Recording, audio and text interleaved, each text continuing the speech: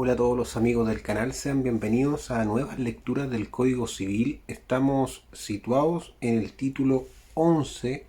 del pago de las deudas hereditarias y testamentarias. Recordar que estamos imbuidos en el libro tercero del Código Civil de lo que corresponde a la sucesión hereditaria y de las donaciones entre hijos. Ahora vamos a ver el título 11, como decíamos, del pago de las deudas hereditarias y testamentarias. De la división de las deudas hereditarias, el artículo 1354 nos dice: las deudas hereditarias se dividen entre los herederos a prorrata de sus cuotas. Así, el heredero del tercio no es obligado a pagar sino el tercio de las deudas hereditarias, pero el heredero beneficiario no es obligado al pago de ninguna cuota de las deudas hereditarias sino hasta concurrencia de lo que valga lo que hereda. Lo dicho se entiende sin perjuicio de lo dispuesto en los artículos 1356 y 1526. De la insolvencia de los herederos, el artículo 1355 señala: la insolvencia de uno de los herederos no grava a los otros, excepto en los casos del artículo 1287, inciso segundo. De la división de las deudas respecto de herederos usufructuarios o fiduciarios, el artículo 1356, los herederos usufructuarios o fiduciarios dividen las deudas con los herederos propietarios o fideicomisarios según lo prevenido en los artículos 1368 y 1372, y los acreedores hereditarios tienen el derecho de dirigir contra ellos sus acciones en conformidad a los referidos artículos. De la confusión cuando un heredero era acreedor o deudor del causante, el artículo 1357, si uno de los herederos fuere acreedor o deudor del difunto, solo se confundirá con su porción hereditaria la cuota que en este crédito o deuda le quepa, y tendrá acción contra sus coherederos a prorrata por el resto de su crédito y les estará obligado a prorrata por el resto de su deuda. De la división de las deudas hecha por el testador, el artículo 1358 indica que si el testador dividiera entre los herederos las deudas hereditarias de diferente modo que el que en los artículos precedentes se prescribe, los acreedores hereditarios podrán ejercer sus acciones o en conformidad con dichos artículos o en conformidad con las disposiciones del testador, según mejor les pareciere. Mas en el primer caso, los herederos que sufrieron mayor gravamen que el que por el testador se les ha impuesto tendrán derecho a ser indemnizados por sus coherederos. De la división de las deudas por la partición o convenio de los herederos, el artículo 1359, la regla del artículo anterior se aplica al caso en que por la partición o por convenio de los herederos se distribuya entre ellos las deudas de diferente modo que como se expresa en los referidos artículos. De las cargas testamentarias, el artículo 1360, las cargas testamentarias no se mirarán como carga de los herederos en común, sino cuando el testador no hubiere gravado con ellas a alguno o algunos de los herederos o legatarios en particular. Las que tocaren a los herederos en común se dividirán entre ellos como el testador lo hubiere dispuesto y si nada ha dicho sobre la división a prorrata de sus cuotas o en la forma prescrita por los referidos artículos. De los legados de pensiones periódicas, el artículo 1361, los legados de pensiones periódicas se deben día por día desde aquel en que se defieran, pero no podrán pedirse sino a la expiración de los respectivos periodos que se presumirán mensuales. Sin embargo, si las pensiones fueren alimenticias, podrá exigirse cada pago desde el principio del respectivo periodo y no habrá obligación de restituir parte alguna aunque el legatario fallezca antes de la expiración del periodo. Si el legado de pensión alimenticia fuere una continuación de la que el testador pagaba en vida, seguirá prestándose como si no hubiese fallecido el testador. Sobre todas estas reglas prevalecerá la voluntad expresa del testador. De cuando los legatarios están obligados a contribuir al pago de legítimas, cuarta de mejora o deudas hereditarias,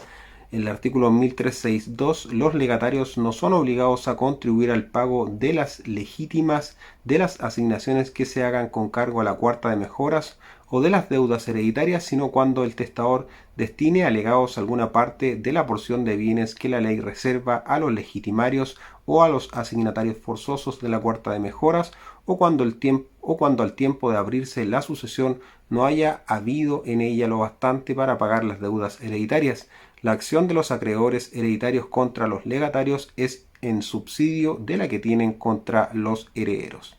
De cómo han de concurrir los legatarios obligados al pago de legítimas, cuarta de mejoras y deuda hereditarias. Artículo 1363. Los legatarios que deben contribuir al pago de las legítimas de las asignaciones con cargo a la cuarta de mejoras o de las deudas hereditarias lo harán a prorrata de los valores de sus respectivos legados, y la porción del legatario insolvente no gravará a los otros. No contribuirán, sin embargo, con los otros legatarios aquellos a quienes el testador hubiere expresamente exonerado de hacerlo, pero si agotadas las contribuciones de los demás legatarios quedare incompleta una legítima o insoluta una deuda, serán obligados al pago aún los legatarios exonerados por el testador. Los legados de obras pías o de beneficencia pública se entenderán exonerados por el testador sin necesidad de disposición expresa, y entrarán a contribución después de los legados expresamente exonerados, pero los legados estrictamente alimenticios a que el testador es obligado por ley no entrarán a contribución sino después de todos los otros. Del límite de la obligación del legatario para pagar un legado, el artículo 1364, el legatario obligado a pagar un legado lo será solo hasta concurrencia del provecho que reporte de la sucesión, pero deberá hacer constar la cantidad en que el gravamen exceda al provecho. Del acreedor hipotecario cuando varios inmuebles están gravados con la hipoteca, el artículo 1365. Si varios inmuebles de la sucesión están sujetos a una hipoteca, el acreedor hipotecario tendrá acción solidaria contra cada uno de dichos inmuebles, sin perjuicio del recurso del heredero a quien pertenezca el inmueble contra sus coherederos por la cuota que a ellos toque de la deuda, aun cuando el acreedor haya subrogado al dueño del inmueble en sus acciones contra sus coherederos. No será cada uno de estos responsable sino de la parte que le quepa en la deuda, pero la porción del insolvente se repartirá entre todos los herederos a prorrata. De la subrogación del legatario que por hipoteca o prenda ha pagado una deuda hereditaria que no le gravaba, el artículo 1366 señala que el legatario que en virtud de una hipoteca o prenda sobre la especie legada ha pagado una deuda hereditaria con que el testador no haya expresamente querido gravarle, es subrogado por la ley en la acción del acreedor contra los herederos. Si la hipoteca o prenda ha sido accesoria a la obligación de otra persona que el testador mismo, el legatario no tendrá acción contra los herederos. De cómo concurren los legados con causa onerosa, el artículo 1367. Los legados con causa onerosa que pueden estimarse en dinero no contribuyen sino con deducción del gravamen y concurriendo las circunstancias que van a expresarse. Dos puntos. Número 1, que se haya efectuado el objeto. Número 2, que no haya podido efectuarse sino mediante la inversión de una cantidad determinada de dinero. Una y otra circunstancia deberán probarse por el legatario y solo se deducirá por razón del gravamen la cantidad que constare haberse invertido. De cómo concurren el usufructuario y el nudo propietario a las obligaciones hereditarias y testamentarias, el artículo 1368 señala: si el testador deja el usufructo de una parte de sus bienes o de todos ellos a una persona y la desnuda propiedad a otra, el propietario y el usufructuario se considerarán como una sola persona para la distribución de las obligaciones hereditarias y testamentarias que cupieren a la cosa fructuaria, y las obligaciones que únicamente les quepan se dividirán entre ellos conforme a las reglas que siguen. Dos puntos. Número 1, será de cargo del propietario el pago de las deudas que recayere sobre la cosa fructuaria, quedando obligado el usufructuario a satisfacerle los intereses corrientes de la cantidad pagada durante todo el tiempo que continuare el usufructo. Número 2, si el propietario no se allanare a este pago, podrá el usufructuario hacerlo, y a la expiración del usufructo tendrá derecho a que el propietario le reintegre el capital sin interés alguno.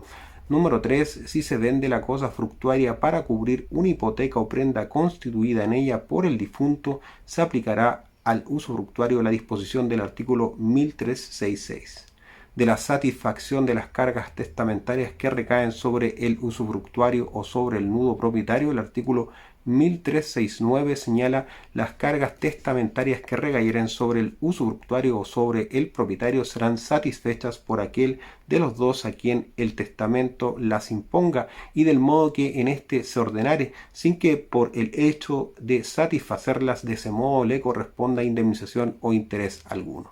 De cómo ha de procederse cuando el testador no determinó si el usufructuario o el nudo propietario quien debe sufrir una carga testamentaria, el artículo 1370, cuando imponiéndose cargas testamentarias sobre una cosa que está en usufructo, no determinar el testador si es el propietario o el usufructuario el que debe sufrirlas, se procederá con arreglo a lo dispuesto en el artículo 1368. Pero si las cargas consistieren en pensiones periódicas y el testador no hubiere ordenado otra cosa, serán cubiertas por el usufructuario durante todo el tiempo del usufructo y no tendrá derecho a que le indemnice de este desembolso el propietario. De las reglas a que se sujeta el usufructo constituido en la partición de una herencia, artículo 1371, el usufructo constituido en la partición de una herencia está sujeto a las reglas del artículo 1368